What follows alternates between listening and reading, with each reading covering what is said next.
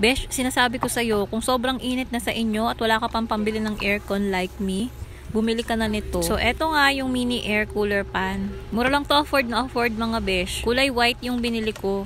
Eto nga sa box, meron siyang kasamang manual, cable, at saka yung kanyang strap. At eto nga yung itsura niya, meron siyang mga pindutan dyan sa harap at naitataas at baba mo itong fan niya. Etong nasa harap na tatanggal to, tapos pwede mo siyang isprayan ng perfume para mabango yung hangin na ibubuga niya. Ganito yung ibabaw niya, meron siyang takip at dyan pwede mo siyang lagyan ng water at ng ice. Sa likod naman, dito yung saksakan ng cable niya na type C. Kukonect mo lang yan sa adapter. And pwede din sa power bank. At dahil naluloka na nga ako sa sobrang init, subukan na nga natin agad. Nilagyan ko lang yan ng dalawang ice at ng water. Nilagyan ko nga pala ng tissue yung pan niya para makita nyo yung lakas ng hangin niya. Ito yung number 1, number 2, and number 3.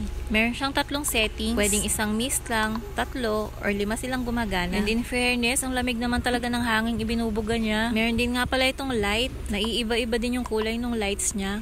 And nagsiserve nga rin pala as humidifier itong mist niya. Super perfect para sa kagaya kung may allergic rhinitis. Super perfect na nga nito, lalong-lalo na sa mga wala pang budget pambili ng aircon like me. Hindi nga lang kayang palamigin yung buong kwarto mo nito, besh ha. Pero kayang-kaya ka nitong mapreskuhan sa mainit na panahon. So if bet nyo rin, alams na, link will be in the usual places.